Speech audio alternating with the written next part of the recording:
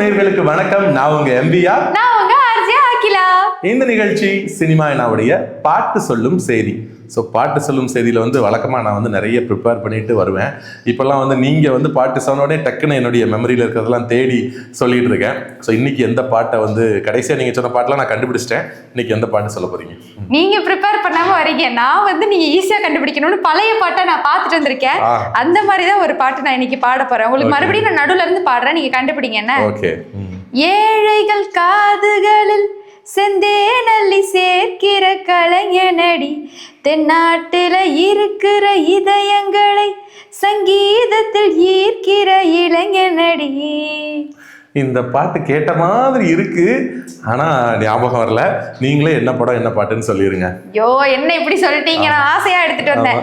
வில்லு பாட்டுக்காரன் சொல்லி ஒரு படம் ஞாபகம் வந்துருச்சு.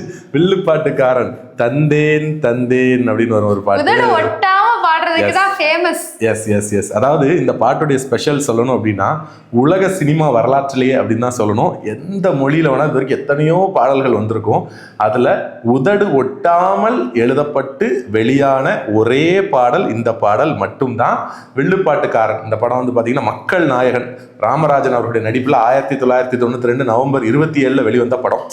ராமராஜன் அவர்கள் பாத்தீங்கன்னா 1979 சினிமா துறைக்குள்ள வந்துட்டு ஒரு சின்ன ரோல்ல நடிச்சு, அதுக்கப்புறம் பார்த்தீங்கன்னா அவர் நிறைய படங்கள் நடித்தார். எல்லாமே கிராமத்தை மையமாக வச்ச படம். எம்ஜிஆர் அவர்கள் மாதிரி அவருக்கு கிராமத்தில் ரசிகர்கள் அதிகம். தம் அடிக்கிற மாதிரி தண்ணி அடிக்கிற மாதிரிலாம் நடிக்க மாட்டார். அதை தாண்டி பார்த்தீங்கன்னா அவர் நடிக்கக்கூடிய படங்களில் ஆபாச வசனங்கள் இருக்காது. கிராம மக்களை ரொம்ப உயர்வாக காட்டுற மாதிரி இருக்கும். இந்த மாதிரி நடிகர்கள் எல்லாம் எங்க போனாங்க அப்படின்னு யோசிக்கிற மாதிரி இருந்தார். அதுலேயும் பார்த்தீங்கன்னா தமிழ் சினிமாவில் முதல்ல 1 கோடி ரூபா சம்பளம் வாங்கினது ராமராஜன் தான். ஆமா, ரஜினிகாந்த் கூட வாங்கல, அவருக்கு தான் ஃபர்ஸ்ட் 1 கோடி ரூபா. நான் பார்க்கல, எல்லாரும் சொன்னதுதான். ஸோ அப்படி 1 கோடி முதல்ல சம்பளம் வாங்கினவர் அவரு. அது மட்டும் இல்லாம பாத்தீங்கன்னா அவர் நிறைய படங்கள் நடிச்சாரு. அதுல பெரும்பாலான படங்களுக்கு இளையராஜா தான் மியூசிக். ஒரு 11 படம் டைரக்ட் வேற பண்ணியிருக்காரு. அவர் ஒரு டைரக்டரும் கூட, தயாரிப்பாளர், பல முகங்கள் கொண்டவர். அரசியலையும் இருந்து பார்லிமெண்ட்ல எம்பியாலாம் ஆனாரு. ஸோ இந்த மாதிரி அவர் பல விஷயங்கள் செஞ்சுட்டு இருக்காரு. அப்போ 92வது வருஷம் அவருக்கு 2 படம் தான் ரிலீஸ் ஆச்சு. அதுக்கு மட்டும் 5 படம் 6 படம் ரிலீஸ் ஆச்சு. 92வது வருஷம் அவருக்கு 2 படம் தான் ரிலீஸ் ஆச்சு. அதுல முதல் படம் பாத்தீங்கன்னா பொண்ணு கேட்டா புருஷன் அப்படிங்கிற ஒரு படம். அதுவும் கங்கை அமரன் டைரக்ஷன் தான். ஆனா ஸ்டோரி வினு சக்கரவர்த்தி, இளையராஜா இசை. இந்த படமும் கங்கை அமரன் டைரக்ஷன் தான். அந்த படம் கரெக்டா பாத்தீங்கன்னா 1992 ஜூன் 27 ரிலீஸ் ஆச்சு. அது ரிலீஸ் ஆகி கரெக்டா 5வது மாசம் 1992 நவம்பர் 27 இந்த படம் ரிலீஸ் ஆகுது. ஸோ இந்த படத்துல பாத்தீங்கன்னா ராமராஜன் அவர்கள் ஹீரோ. கதாநாயகி யாருன்னு பாத்தீங்கன்னா உங்களுக்கு எல்லாம் தெரிஞ்சிருக்கும். நாட்டாம படத்துல வர்ற டீச்சர். ஆமா, ஏன்றா பசுபதி அப்படின்னு சொல்ல அந்த டீச்சரை வச்சு ஒரு இது வரும் இல்லையா, அந்த டீச்சர் கேரக்டர் நடிச்சவங்க. இன்னும் அவங்கள பத்தி சொல்லணும் அப்படின்னா, நெஞ்சு துடிக்குது ஜெமினி ஜெமினின்னு அந்த பாட்டுல டான்ஸ் ஆடுவாங்க. விக்ரம் அதுல கூட ஆடுவாங்கல்ல, ராணி அவங்க பேரு. அவங்க ஹீரோயினா அறிமுகமான படம் வில்லுப்பாட்டுக்காரன் படம் தான். ராமராஜன் பாத்தீங்கன்னா அவர் பெருசா டான்சர் கிடையாது, பெரிய சிங்கர் கிடையாது. ஆனா எல்லா ரோலும் பண்ணியிருப்பாரு. கரகாட்டக்காரன்ல அந்த ரோல் பண்ணிட்டாரு. எல்லாமே அவருடைய மேட்ச் பண்ணி பண்ணிடுவாரு. ஸோ அதுல வில்லுப்பாட்டுக்காரனாவும் நடிச்ச படம் தான் இந்த படம். இந்த படத்துல ராணிங்கிற அவங்க தான் கதாநாயகி அறிமுகமானாங்க. கங்கை அமரனுடைய டைரக்ஷன், இளையராஜாவுடைய இசை. அது பாடல்கள் பார்த்தீங்கன்னா கங்கை அமரனாலே அவர் நிறைய பாட்டு எழுதுவார். ஸோ அவர் சில பாடல்கள், வாலி சில பாடல்கள் எழுதுனாங்க. மொத்தம் 6 பாடல்கள் இந்த படத்தில். அதில் இந்த பாட்டு பார்த்தீங்கன்னா ரெக்கார்டிங் டைமில் இந்த கதையை நான் சுருக்கமாக சொல்லிடுறேன். அதுக்கு முன்னாடி வில்லுப்பாட்டுக்காரன் கதை என்னன்னா, ஒரு ஊரில் வில்லுப்பாட்டுக்காரராக இருப்பார். அந்த ஊர் தலைவர் சண்முக சுந்தரம் வழக்கமாக வர்றப்போ எடப்பா எதை பண்ற அப்படின்னு கொஞ்சம் சிவாஜி சார் வாய்ஸ்லேயே ட்ரை பண்ணி பேசுவார். அந்த சண்முக சுந்தரம் கரகாட்டக்காரன்லாம் வருவார் இல்லையா, அவர் என்ன சொல்லிடுவார், அந்த கோயிலை திருப்பி கட்டணும், புனரமைச்சு கட்டணுங்கிற பணியை இவர்கிட்ட ஒப்படைச்சு ஃபண்ட் கலெக்ட் பண்ண சொல்லிடுவார். இந்த படத்துல 3 பேர் கெஸ்ட் ரோல்ல நடிச்சிருப்பாங்க. ஒன்னு இளையராஜா அவர்கள், இன்னொன்னு டைரக்டர் கங்கை அமரன் அவர்கள், இன்னொன்னு ராஜ்கிரண் அவர்கள். அப்ப இப்ப நெல்சன் உள்ள என்ட்ரி கொடுக்கிற மாதிரி அப்பவே அவங்க எல்லாம் என்ட்ரி கொடுத்திருக்காங்க. சோ கதைப்படி பாத்தீங்கன்னா ஃபண்ட் விழா நடத்தி ஃபண்ட் ரைஸ் பண்ணி கோயில் கட்டணும். இப்ப ராமராஜனுக்கு முயற்சி பண்ணும்போது பணம் பத்தாது. அப்ப இவரு ஒரு இசை கலைஞர்களால இசைத்துறையில பெருசா இருக்க இளையராஜா அவர்களை போய் பார்த்து நிதி கேட்பாரு. இளையராஜாவும் அந்த கோயிலுக்கு நிதி கொடுப்பாரு. அப்ப கோயிலுக்கு கட்டுறதுக்காக பக்கத்து ஊர்ல இருக்கக்கூடிய சிற்பி நம்பியார், எம்என் நம்பியாரா கூப்பிடுவாங்க. அவருடைய மகளும் வருவாங்க. அவங்க தான் கதாநாயகி ராணி. ஸோ அப்போ வர்றப்போ அவங்களுக்குள்ள ஒரு காதல் வரும்.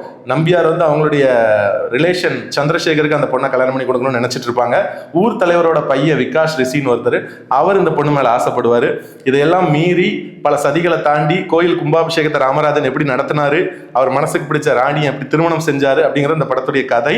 ஸோ அதுல வந்து இந்த பாடல், இந்த தந்தேன் தந்தேன்கிற பாடல் வந்து பாத்தீங்கன்னா ரெக்கார்டிங்க்கு வந்து இளையராஜா உட்காந்துருக்காரு. வாலி வந்து கொஞ்சம் லேட்டா தான் வந்திருக்காரு. 12 மணிக்கு உள்ள வராது ஸ்டுடியோக்குள்ள. இளையராஜா எப்பவுமே வந்து பாத்தீங்கன்னா ஒரு பாட்டு மியூசிக் போட்டா 5 நிமிஷம் 10 நிமிஷம் தான் டக்குன்னு போட்டுருவாரு. ஸோ டியூன்லாம் எப்பவுமே ரெடியா வச்சிருப்பாரு. நானே முன்னாடி சொல்லியிருக்கேன், 6 ஆப்ஷன்லாம் கொடுப்பாரு டியூனுக்கு ஒரு பாட்டுக்கு 6 ஆப்ஷன் கொடுப்பாருலாம் சொல்லியிருக்கேன். இப்போ வாலி அவர்கள்ட்ட சொன்னாராம், உங்களுக்கு வந்து 2 மணி வரைக்கும் தான் டைம், அதுக்குள்ள நீங்க பாட்டு எழுதணும், ஆனா உதடு ஒட்டாம இந்த பாட்டு எழுதணும் அப்படின்னு. வாலி வந்து எப்பவுமே சவாலை வந்து ஏத்துக்குவாரு. நான் சவால் ஓகே அப்படின்னு சொல்லிட்டு வாலி வந்து எழுதுறதுக்கு ஓகே சொல்லிட்டாரு. பாட்டை எழுத ஆரம்பிச்சிருக்காரு. எழுதி ஆரம்பிச்சு ஒரு வரி போட்டிருக்காரு. ஒரு இடத்துல கலைவாணர் அப்படின்னு ஒரு வரி போட்டிருக்காரு. இப்போ இளையராஜா அதை பாடி பார்த்துட்டு பரவாயில்ல, இந்த ஒரு வார்த்தையில ஆஃப் உதடு தான் ஒட்டுது, ஃபுல் உதடு ஒட்டல, மற்ற வார்த்தைலாம் உதடு ஒட்டல, இருக்கட்டும் அப்படின்னா Vaali no no no no நான் ஒத்துக்க மாட்டேன், ஒரு வார்த்தை சொல்லிட்டா அதை நான் மாத்தாம விட மாட்டேன்டா அப்படின்ட்டு அவங்க மாத்திட்டாங்க. ஆமா, ஒரு வார்த்தை கூட உதடு ஒட்டக்கூடாது அப்படின்னு சொல்லி வாலி ரொம்ப இதாக இருந்து எழுதி அந்த கலைவாணர்ங்கிற வார்த்தைக்கு பதிலாக என்எஸ்கே அப்படின்னு சொல்லி மாற்றி எழுதினாரு. ஸோ இந்த பாட்டு ஃபுல்லாகவே அந்த கலைத்திறமை அது சார்ந்த விஷயங்களை பற்றி இருக்கும். ஸோ இது வரைக்கும் தமிழ் சினிமாவில் வந்த பாடல்கள்லேயே உதடு ஒட்டாமல், ஏன் எல்லா லாங்குவேஜில் எடுத்தாலும் உதடு ஒட்டாமல் வந்த ஒரே பாடல் இந்த பாடல் தான். இதுக்கப்புறம் யாரும் அப்படி ஒரு முயற்சியை பண்ணலை. எதிர்காலத்தில் செய்வாங்களான்னு தெரியல. நான் இப்போலாம் வார்த்தைகளே தமிழில் வரதில்ல பாட்டில், இங்கிலீஷ் மக்கா மிஷின் ஏதோ ஒரு லாங்குவேஜ்லாம் வந்துட்டு இருக்கு. அதனால் இப்போ அது சாத்தியமில்லை தான். இருந்தாலும் அது ஒரு சாதனை வாலி அவர்கள் படைச்சிருக்காரு. பாட்டை பாடினது மலேசியா வாசுதேவன் அவர்கள். உங்களை மாதிரி 2K கிட்ஸ்ல நிறைய பேருக்கு தெரிஞ்சிருக்காது. அந்த மலேசியா வாசுதேவனுடைய குரல்ல, வாலியுடைய வரிகள்ல, இளையராஜாவுடைய இசையில, கங்கையமரன் இயக்கத்துல வெளிவந்த வெள்ளுப்பாட்டுக்காரன் படத்துல இருந்து அந்த பாடல் எங்களுக்காக நீங்க இப்போ பாடி காட்டுங்க. உங்களுக்காக, இதோ உங்களுக்காக, இதோ உங்களுக்காக. தந்தேன் தந்தேன் அடி செந்தேன் செந்தேன் அடி கால காலங்கள் தேடிய ஞானத்தில் தந்தேன் தந்தேன் இசை செந்தேன் தந்தேன் அடியே. இப்படி இவங்க உதடு ஒட்டாம எழுதியிருக்காங்கன்னு சொல்லும் போது எனக்கு தமிழ் இருந்தா என்னாலும் சொன்னாலே திமிரேறும் அந்த மாதிரிதான் எனக்கு தோணுது. ஓகே, இன்னும் ஒரு 4 வரி அப்படி நம்ம ரசிகர்களுக்காக. ஐயோ, வரிய மறந்துட்டீங்களா? இதுக்குதான் லிரிக்ஸ் மனப்பாடம் பண்ணாங்க. இப்ப இருக்கிற லிரிக்ஸ் எல்லாம் ஈஸியா மனசுல பதியுதுங்க. இதெல்லாம் ரொம்ப அர்த்தமுள்ள லிரிக்ஸா இருக்கு, எனக்கு தெரியல. ஓகே.